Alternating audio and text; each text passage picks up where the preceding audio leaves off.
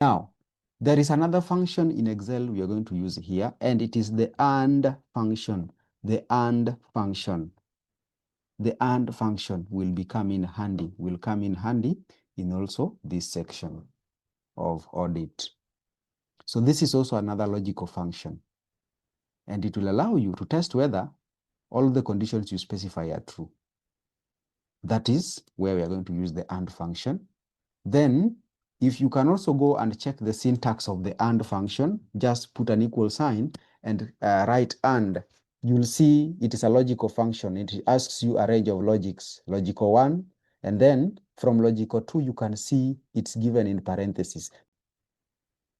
It's a conditional function, and it will give you a response of true if all the conditions are true, and also if they're not true, it will give you false.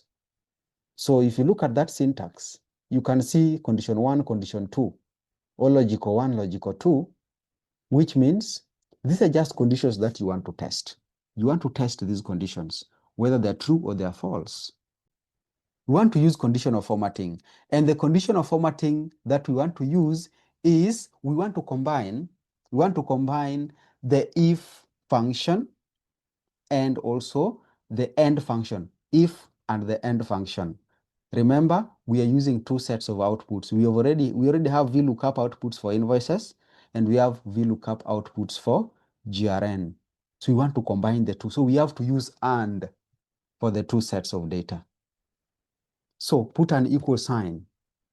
Put an equal sign.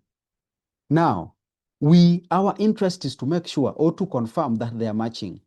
But what if they are not matching? So if they should be matching, then we need to tell Excel what output or what response do you give us if they are not matching.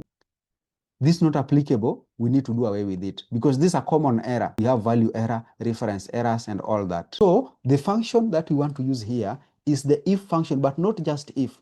We are going to use if error, if error. So equal, then you say if error. You see the if functions, there are 4 of them you can see in that my list or on my Excel. We have the if, and it checks whether a condition is met and returns one value if true and another value if false. Now, we expect the outputs to match, but if they don't match, the appropriate function we are going to use is the if error.